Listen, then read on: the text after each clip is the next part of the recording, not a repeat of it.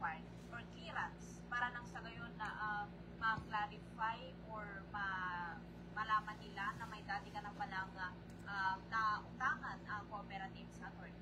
Okay, sir. Ay, Ma'am Justine. So, gusto lang nating linawin na it's actually part of their...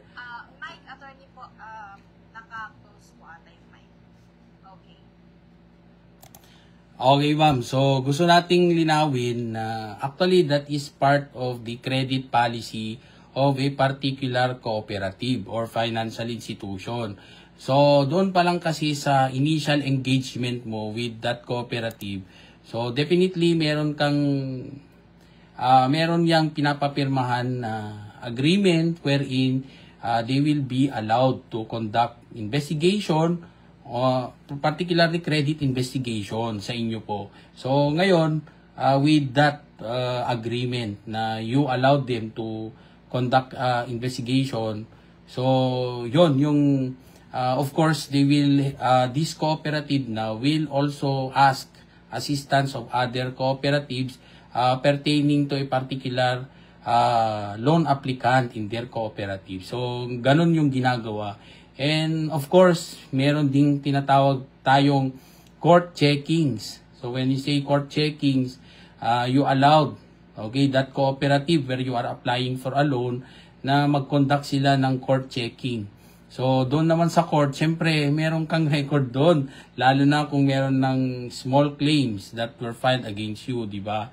So, magre-reflect doon sa kanilang report. So, eventually, or yung mga suppliers ninyo, merong tinatawag na trade checking din ng inyong suppliers. Marunong ba kayong magbayad ng inyong responsibilidad sa inyong mga suppliers, sa inyong negosyo? Okay, so, malalaman din yan. So, eventually, this information would be utilized, okay, for the evaluation of your loan application. So ngayon, syempre kung nakita doon na meron kayong tama sa inyong mga credit, yung like for example, your court checking, magre-reflect doon na meron kayong kaso sa small claims. So anong nangyari doon? So although you will also be given the chance to explain kasi nga meron ding due process na tawag, siguro simple ganun na lang para simplehan natin. So bibigyan ka rin ng pagkakataong magpaliwanag kung ano bang nangyari doon sa small claims na yon sa inyo. So kung syempre kung hindi mo may explain or you cannot secure clearance from the court, so definitely that case has not yet been settled. So ngayon sa punto naman ng kooperatiba wherein you already become a member at nag-apply kayo doon. So, syempre, that is part of their discretionary power to approve it or not. Hindi nyo pwedeng ipilit na dahil kayo ay miyembro, automatic na kayong qualify sa kanilang loan programs. Kasi nga, unang-una dyan, of course, your cooperative is operating on business nature. So, nature niya yan is negosyo pa rin. And, of course, meron siyang mga pinangakuan na mga shareholders or members na makakatanggap ng dividends or interest on share capital or patronage refund. Kaya kailangan niyang kumita. Ngayon, ikaw na meron kang bad record, nag-apply ngayon ng loan, alangan naman nabibigyan ka or bigyan ka ng pagkakataon na pautangan pa, meron kang mga unsettled obligations with other cooperatives in the area. So, yun po yun. Gusto ko lang parating para hindi naman takutin yung mga miyembro na delinquent, but then again you have to be reminded na meron kayong hindi kayo dapat nag-iisip na dahil pwede kayong hindi magbayad ng inyong utang kasi anyway wala naman epekto yan sa inyo, but definitely there would be effects. So like yung example gaya ng sinabi ko, kung naging hindi ka maganda sa ibang kooperatiba, it would reflect to the future cooperatives where you would be availing their services. So, yan. Yun ang epekto niyan. So, baka hindi kayo pwedeng pautangin. Kahit sabihin natin na walang nakukulong sa pautang, basically, as a general rule, walang makukulong. Kasi, yun nga, nandun sa ating konstitusyon na non-imprisonment for non-payment of debt. Wow, naging happy ka pa doon. Pero actually hindi po. Yan is against. Pag yung nagpautang sa inyo siguro is gobyerno, okay, pwede. Pero sa pribadong sektor, hindi po yan pwede. Okay, so baka pwede ka rin panagutin kahit paano. Gaya ng binanggit ko kanina, you might as well be liable for estafa or swindling. Lalo na kung merong mga tinatawag na misrepresentation that you have made to that cooperative. Okay, so yun nga rin ang kagandahan ng co-op na the officers can already, pwede nang yung mga kooperatiba natin na yan, pwede na silang they can already decide on their own na okay, so kayo po ay may ganito, mayroon kayong utang sa amin. So hindi na natin ipaparating pa sa korte. Pwede nyo, you can always discuss it with them na hindi agad or anything na you have offered as a collateral, hindi agad nila foreclose. Pwedeng ganun. So that is as well yung benefit din ng isang kooperatiba na pwede nyong pangutang. May katanungan po tayo dito sa comment section kay Kabongbo Felia Gracia. Good afternoon, attorney. Paano po kung nag-time deposit ka, tapos may bigla pong pangangailangan at gusto mo nang i-withdraw yung pera? Paano po hindi nila may release at mai-withdraw? Ano po kaya yung pwede mong gawin? Kasi pinapabalik-balik or balik-balik nila, wala namang maibigay sa akin. Yun po yung katanungan na attorney, paano daw po ba yung gagawin ni Kabongbo Felia? Okay, so yung tanong po na dyan is, unang-una, although it is under the law, pwede kang sumulat doon para they will also reply you in a letter. Okay, so pwede pwede rin sila, kasi ang punto natin dito is not to teach you how to really, yung ipitin yung isang kooperatiba, hindi po. Yung gusto lang nating i-document, yung ating mga action, for example, or gagawa lang tayo ng basehan, okay, in the form of document, like for example, a letter sa kooperatiba sa ating request para sila din ay magre-reply through a letter as well. Okay, so but then again, yun nga yung sabi ko, through hard times and good times, I hope and pray na tayo din ay kasama rin, okay, ng kooperatiba. So I really do not know. I cannot speak of that cooperative. Siguro dumadaan yan ng distress situation na hindi niya, siyempre tayo naman, the fact that we are investors of that cooperative and we are protecting only our investment. But then again, even during hard times, hopefully na we also help the cooperative na it would go back to its former glory para naman yung punto nga natin is para may balik siya yung kooperatiba yan sa kanyang former glory para kahit paano yung inyong yung ating investment ay hopefully ma-recover din. Okay, ma-recover din yan hopefully ng ninyo na investor doon sa cooperative po na yan. But then again, yun nga yung sabi ko na anong remedy that you can do in always in request to get your request, yung gaya yan ng withdrawal ng yung deposit. So I advise na you put it in a document. Document ninyo para sila din po ay sasagot po sa inyo through a document as well. So yun lang naman. Yun lang naman po yung gusto ko dyan. But then again, although that is not already under the law, advice ko lang na kung yung co-op na yan is in a distress situation na kailangan din natin na kahit paano tulungan sila, so baka po pwedeng hindi nyo rin sila biglain doon sa inyong request, lalo na kung malaki yung investment ninyo. Kasi kung lahat kayo ganon yung objective, and of course, lalong maapektuhan ang inyong kooperatiba. And eventually, baka hindi na lang yung hindi ko naman I'm still hoping for the best for your cooperative na they will also be recovered. Thinking na malaki siguro yung cooperative, yun na po yan, kaya nahirapan din in a way dahil nga sa yun nga, yung sa dami ninyo and mag-withdraw kayo lahat, di wala nang patutunguhan yung co-op na yan. And of course, lalo na kung yung mga pera yung mga ini-invest nyo rin kasi, ini-invest din yan ng cooperative para kikita. So, ngayon, siyempre nagkahalo-halo na siguro dyan na nahirapan din sila to maningil doon sa kanilang pinang-investan or pinautangan doon sa ininvest niyo yung pera. So, nahirapan din silang ibigay sa inyo. But then again, actually, when you look into the law, dapat ibigay nila kung ano yung talagang investment nyo po doon. Okay, when needed. Okay, so yun po yun.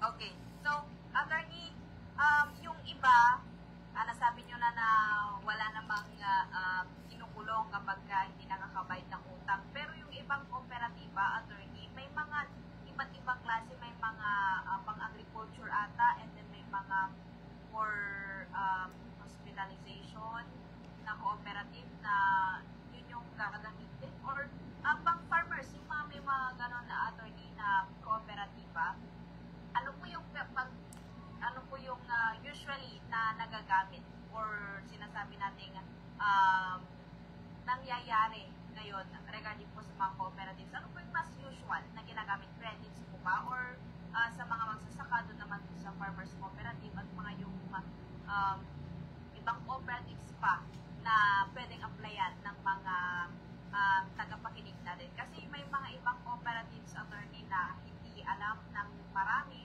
Yung alam lang nila multi-purpose cooperative, credit cooperative. Pero sa paglilinaw, attorney, ano po yung kaya pagkakaiba ng mga ito? Or yung isang cooperative na pwedeng applyan para sa lahat, attorney? Okay, so actually sa batas, ma'am, iba't ibang klase yung there are several types of cooperatives under Article 23 of RA 9520 or yung ating cooperative code. So, yun nga yung nabanggit ko, merong yan, yung binanggit nyo kanina, consumers cooperative, merong producers cooperative, maraming klase yan.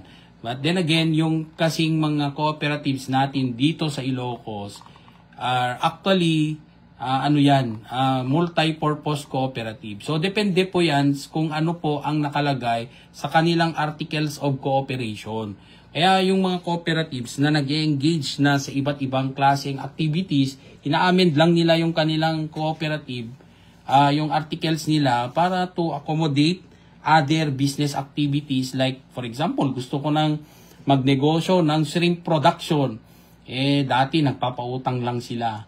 Ngayon, tingin nila merong magandang negosyo din na pwedeng ipatayo para sa kanilang miyembro. Like, for example, yan, yung mga shrimp production, pwede silang magpatayo, ay kumuha ng shipping vessel para sa kanilang fishing activity.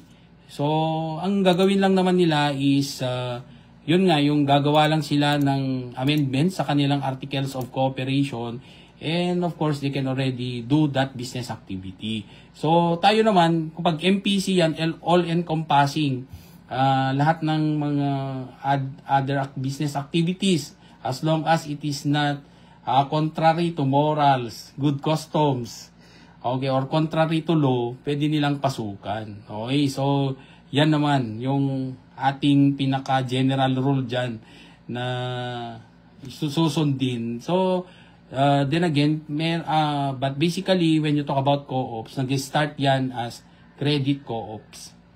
Yan ang hindi mawawala na activity ng isang kooperatiba, yung magpautang sa kanilang mga miyembro. So, yung mga pautang nila, may iba't ibang klase din. Kasi, depende kung anong grupo, kung ano ba ang dahilan kung bakit naipatayo yung co-op na yan. Kasi kung yan, it was established for a purpose na yung mga miyembro niya ay mga farmers. So, farmers co-op ang tawag, pero ang activity ng farmers cooperative na multi-purpose din, kasi doon sa pangalan niya, like yung isa naming ina-assist na co-op, agricultural multi-purpose cooperative. So, meaning, yung mga members niya siguro ito, mga generally speaking, yung karamihan sa kanyang miyembro would be mga farmers. So, is it limited to farmers only? Hindi rin. Kasi nga, multi-purpose naman siya. So, everyone can become a member of that cooperative. But then again, kaya lang yung pinaka-focus niya might be the farmers. So, meron ding mga MPC na lang, hindi na nilalagyan ng agricultural para lahat ng taong gustong mag-invest doon, they can go. Okay, so kahit may negosyo ka, yun naman, wala ka namang farm, can you become a member? The answer is yes. Okay, so as long as it is covered within their articles of cooperation, nandun yun. Nakalagay sa kanilang purpose of existence, nandun yun. But general speaking, lahat pwede. Okay, na gustong magmiyembro, pwede. Okay, unless yung mga universities na intended only for their employees. So, yun siguro hindi pwede. Pero, generally speaking, yung mga naipatayo sa labas ng isang organisasyon, okay, like for example, mga dyan sa ating mga kliyente dyan sa Ilocos Sur, gaya ng Kailian MPC. So, although they originally started from the employees, and then eventually, nag-expand yung kanilang operation kasi nga, marami na rin mga miyembro na hindi na rin limited to the employees of a local government unit. So, yun, nag-expand na. So, everybody can already become a member. Ganun po yun. Okay. So, attorney, ano po ba yung maximum na pwedeng mahirap ng isang creditor? Okay. Kasi may mga iba gusto nila 100,000 to 500,000 na agad-agad. Yes. So, ano po yung usual na pwedeng hiramin ng isang creditor muna? Okay. So, before, una-una yan is, of course, yung requirement kasi dyan, pwedeng, bago natin sagutin yan, ma'am, pag-usapan natin kung ano ba talaga ang requirements. Kasi in order for you to avail a loan of a cooperative, you have to be first, you have to be a member. Okay, so, yun yung pinakauna dyan. So, dapat miyembro ka muna doon sa kooperatiba na yun. So, yung pag may miyembro, of course, merong steps. Although, this is only as a general rule. Kasi, meron ding mga dinadagdag din sa ng mga iba't ibang kooperatiba para magmiyembro. So, but generally speaking, ito yung step. Una dyan would be merong tinatawag na pre-membership seminar. So, ginagawa yan sa kanilang opisina, sa kanilang main office or to their branch. So, doon, dapat kayo na magmimiyembro, huwag ninyong kaligtaan ang seminar na ito. Okay, so huwag nyo, do not take it for granted kasi minsan nagmamadali. Wag na lang yan, mag-fill up na lang ako ng form. Okay, so never mind. So kaya nga, na-advise ko rin sa mga cooperatives na sana meron na din kasi kayong video para dyan, para hindi na i-discuss na minsanan siguro, baka pwedeng magkakasabay na, panonoorin na lang nila, or you can ask their Facebook account, doon na lang i-discuss. Or mas maganda rin siguro na you will become maraming ways, okay, through social media that you can utilize or even the radio para yung malaman kung ano ang tungkol sa inyong cooperative. Okay, including your operations, kung ano ba yung values or other necessary aspects of your cooperative. So, pangalawa dyan is, of course, you accomplish the membership form and, of course, along with your requirements. So, like for example, yun nga yung nabanggit na kung yan is exclusive for employees, so ipakita mo yung inyong employment contract. Or kung dyan is exclusive for farmers, yung membership nyo sa RSBSA, mga ganon. So, but general speaking, wala nang ganyan yata eh. Okay, so mag-fill up ka na lang, lalo na sa mga MPC, wala nang ganyan, na exclusivity of membership. Actually, nag-encourage na sila to increase their members, not only limited to a particular industry. Okay, so hindi na limited. So next is yung, of course, you pay the membership fee and you just wait for their approval. So pag in-approve na yan, okay, so pwede ka na bang mag-loan? So depende pa rin sa co-op na yan.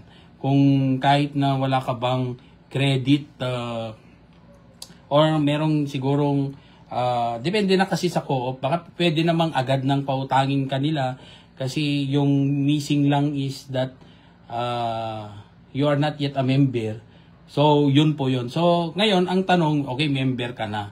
So ano ba yung pwede ka na bang mag-loan doon? So ang sagot natin diyan, so some co-ops would already accommodate you through a loan. Kaya lang merong kanya-kanyang ano yan, mami. Kanya-kanyang credit policy meron. Kasi kung for example, sa paglo-loan kasi, meron ding tinatawag na collateralized and non-collateralized. So for example, kahit na sandali ka pa lang na ilang taon ka pa lang na miyembro or ilang buwan ka pa lang na miyembro or kami miyembro mo lang sa co-op na yon, napatunayan mo through your income, for example, na meron kang kinikita na ganito, so pwede ka nang pautangin ng kahit nga 1 million, pwede ka nilang pautangin dyan sa co-op. Depende na sa kakayanan ng kooperatiba na yan na magpautang ng ganong kalaking halaga.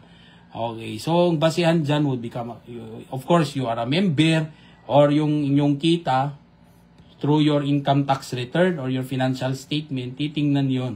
Or yung ikaw is, for example, empleyado ka, meron kang source of income. Okay, so yun yung mga tawag nito, credit enhancers na binabanggit na pwedeng basehan para sa pag-grant ng inyong loan. Kung magkano ba yon. Okay, so depende po sa co-op na yan.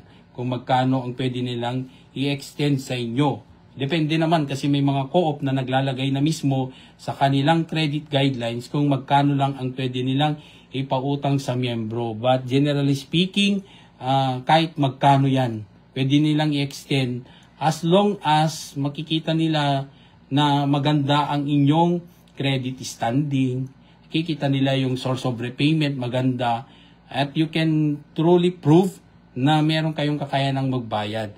So, walang minamandatong batas kung magkano ang pwedeng ipaloan or pwedeng maloan ng isang miyembro. Okay. So, attorney, paano naman po masusukat yung penalty kapag hindi nakapagbayad sa mismong araw or yung due date ng bayaran sa co-op, attorney? Okay. So, sa utang, sa ano naman ma'am, sa payment naman, usually different cooperatives have different interest rates. Kami kanya-kanya sila ding feature sa kanilang mga loan programs. So pero merong siyempre sa amin kung may mga pinapautang through the Land Bank of the Philippines, may pinapautang 'yan.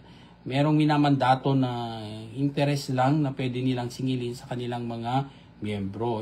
This is only a special program. But then again, general speaking, sa pagbigay ng interest, nakadepende po yan sa kooperatiba. But then again, according to the court, ang maalala ko lang, ewan ko kung may adjustment, na it is considered excessive, okay, and unconscionable kung ang interest is more than 24% per annum. So masyado na daw, sobra na daw ang pautang, interest ng pautang, kung yung interest would be more than 24% per annum. Okay, like for example, yung isang 1,000 na pautang, yung interest niya yan is more than 24%, so that would be 240 pesos. Okay, yung interest, mas malaki na daw yan, sabi ng batas, in its decision. Although, wala na yung usury law na nag-impose kung nagde-define kung ano ang mataas na interest, pero yun nga, yung according to a decision by the Supreme Court, sa batas kasi binanggit niya na kung yung interest would exceed the 24% per annum mark, that would already be unconscionable, and that is already unconscionable. Masyado na daw and excessive, sabi dun sa batas. Okay, dun sa mga penalties charges naman, okay, so depende pa rin yan, ma'am, sa cooperative. So, merong mga penalties charges that are being imposed. Then again, yun nga, yung it should be in accordance with law.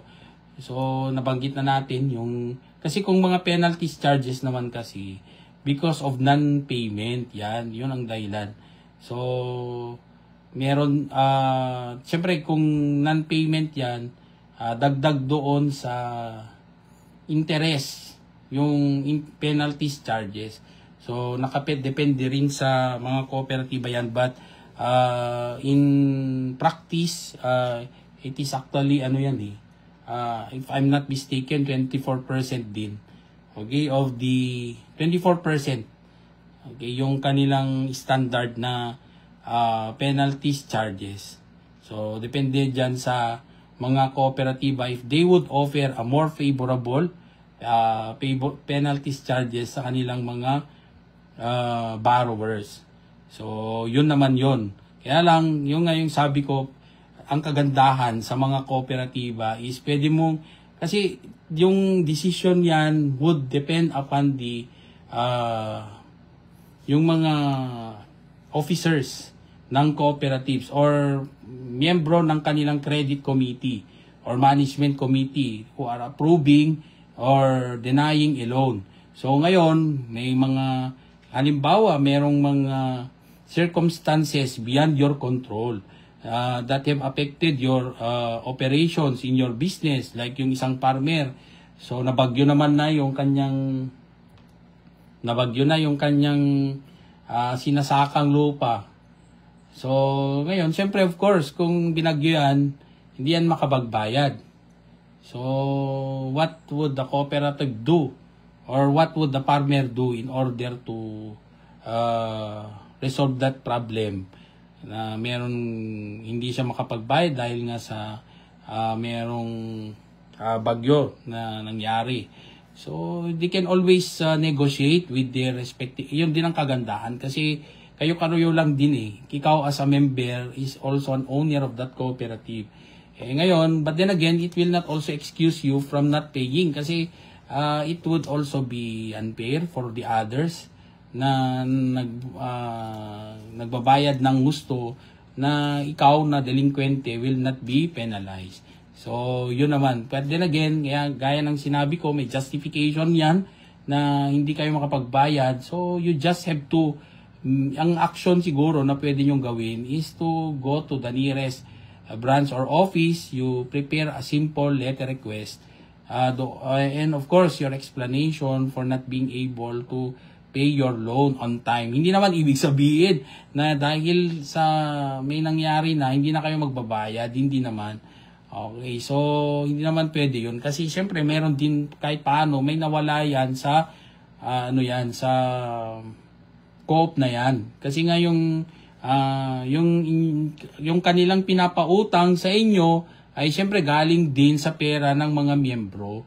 Kaya siyempre meron din silang sasagutin sa kanilang miyembro. Kaya kailangan din nilang maningil sa inyo. So, yun po yun. Okay, attorney, sa ibang katanungan, kumbaga, ano po gagawin ng isang miyembro kung sakaling hindi siya or makahiram dahil marami nakahiram, so kailangan magbayad muna yung kasama niya bago siya makahiram. Ano po kayo yung pwede niyang gawin para sa emergency purposes na gagamitin niya is may makuha pa rin siya kahit konti, attorney. Kahit na sinabi na ng co-op na hindi pa pwede kasi karamihan sa kanila is hindi pa nakakapagbayad, kailangan na muna magbayad yung kasama niya bago siya makahiram ulit. So, ano po kaya yung pwede niyang gawin para kahit paano, attorney, may makukuha pa siya? Okay, yes ma'am. So, siguro yung co-op naman na yan is wala na siyang wala nang additional funds to extend it to you dahil na ipautang yung availability of funds. So, minsan nangyayari din yan even in other business organizations. Hindi lang naman po yan nakalimit sa cooperative. So, kahit mga other business organizations, minsan yung allocated fund for a particular program, lending program nila, nauubos din. Kaya, first come, first serve. Naghihintay yan ng reflows o yung mga masisingil bago nila meron ipautang din sa iba. So, yan din yung problema minsan. So, anyway, may other programs naman yung co-op na yan na you can avail of. Baka yung kinabibilangan mo or doon sa ina-applyan mong loan ay wala na silang pondo para doon. So, you can always ask for other loan programs that the cooperative offers na you can access with. So, pwede naman yon. Okay, kasi minsan kasi ma'am, maraming programs yan na ina-allocate din ng co-op sa kanilang mga lending programs. Hindi nila pwedeng galawin yon kasi nga lalo na kung fully utilized. Gamit na yung pondo na yan sa program na yan at it so happened that it is that lending program which you applied for. Wala na silang pondo. So kaya siguro yung sinasagot na hindi na pwede kasi kailangan pa namin magpabalik or kailangan pa namin ng reflows coming from yung mga nangutang dito sa fund na to para meron kaming may pautang sa inyo. So legitimate ba na sagot yon ng co-op? Pwede po. Kaya lang, yung sabi ko, you might as well look for other lending programs of the co-op na pwede po kayong mangutang. Pero kung wala talagang at fully utilized na lahat, okay, so wala po tayong magagawa doon. Kasi unang-una, it's not a deprivation anymore. But then again, to you, as a member, kasi lahat naman kayo may karapatan. But then again, hindi naman lahat kayo ay pwedeng mapautangan. Kasi nga, yun nga, yung kung depende na lang kung yung co-op na yan, marami din silang nakukuhang investments coming from depositors. So, it so happen siguro sa inyo, yung nagtanong po dyan, is nataon na yung time na kayo po ay makapag-isip ng mangutang, fully utilized na yung co-op. So, yung advice natin dyan, you just apply for another lending programs of that co-op, or kung wala talaga, antayin nyo na lang na merong mga reflows or mga makukuhang bayad sa galing sa ibang doon sa mga naunang nangutang. Yun, antayin mo na may makapagbayad bago kayo pwedeng pautangin. Okay, so may question tayo, attorney, sa mga kabombo natin. So, a demand letter for a delinquent loan of 5,000 pesos that becomes 120,000. So, kasi po may lending ako noon bago umalis, 5K na lang utang ko. Tapos, pinadalhan ako ng letter sa house namin at naging 120,000 wow. na. Paano po kaya yung gagawin ko, attorney? Okay, so yun naman, yun nga yung sabi ko na you can always, una dyan would be, di ba, maliit lang yung binayaran nyo. Ay maliit na lang yung utang nyo, so nagpatong-patong na lumaki na yung inyong utang. So, saan po ba yan? Co-op po ba yan or sa bangko? Kasi iba ang treatment kasi when it talks about banks. Kasi baka yan is collateralized loan and that was a loan long time ago. So, syempre yung money noon at compared now, lalo na kung collateralized yan, whichever is higher, kung ano ang mas mataas ang halaga, yung utang ba or yung property na that was used as collateral. So, syempre, alam nyo, ang sinusunod kasi dyan, yung value ng collateral. But then again, yun nga, pagdating naman sa kooperatiba, so most likely, yung mga utang dyan is non-collateralized. Or meron man pero unregistered. The title or the tax declaration is only for safekeeping purposes. So, meron kayong kontrata. Ngayon, yun nga, sobra namang malaki na yan. So, parang, di ba, binanggit ko kanina na it is already excessive and unconscionable. So, pwede bang questionin yon? So, ang sagot ko naman is pwede. Pero, yun nga, yung sabi ko, pwede namang you can offer yung inyong yung settlement. Pwede naman kasing ano yan hindi naman lahat pupunta sa court to settle even credit obligations. Gaya niyan, di ba? Sa co-op kayo nakikipag-usap, so how will you settle? Talk to your cooperative. Meron kayong demand letter, siyempre sila naman nagbase sila lang sa computation. But then again, dahil nga may computation yan ng interest. Kasi kung ilang taon na yan na hindi nababayaran, siyempre nagpatong-patong na. So, ngayon, sobra naman ng malaki sa tingin nyo. Ngayon, what are you going to do? So, kung saan man kayo sa mundo, pwedeng electronic mail. Yung magpanggitin nyo doon na you are interested to settle your obligation, but hopefully, merong reduction ng inyong penalties charges. Kasi nga yung loan mo is ganito na lang, siyempre masyado ng malaki yun, hindi mo na rin siya afford. So, now, you are offering this amount. Ganon. Okay, so, yan ang first step that you're going to do. So, you ask for condonation of the penalties charges. But definitely, of course, negosyo kasi yan ng co-op na tawag nito na to collect yung interest doon sa loan mo. So, definitely, hindi yan pwedeng i-forgo yung interest.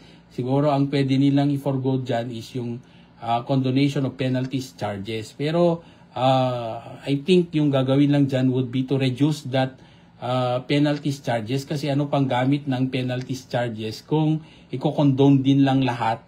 Di ba? Kasi hindi na siya magandang precedent or tutularan ng iba na okay, pwede lang parang hindi magbayad ng loan dyan. So baka pwedeng ano ko na lang, antayin ko na lang kung magkapera ako, saka na lang kung magbayad. So, definitely siguro pakiusapan nyo na lang na pwedeng i-reduce yung amount ng inyong penalties charges. So, lahat naman sa kooperatiba, napapakiusapan yan. But of course, subject to the approval of their credit committee. Okay. So yes ma'am. Katanungan pa, attorney, mamaya yan at liliwanagin natin at yung mga gustong mag-comment, mga kabungko, i-comment section kayo, Timbongko Radyo Bigan na Facebook page, tapos hindi ka tabandan na magilaw-lawagan ni attorney ang kid kanya tayo tatangamalang. So, ang sublita ito, babalik tayo, attorney, maya ang minutos ang sakbay di alas stress, hindi madam. Oras natin sa inyo ng ACS Manufacturing Corporation, ISO certified.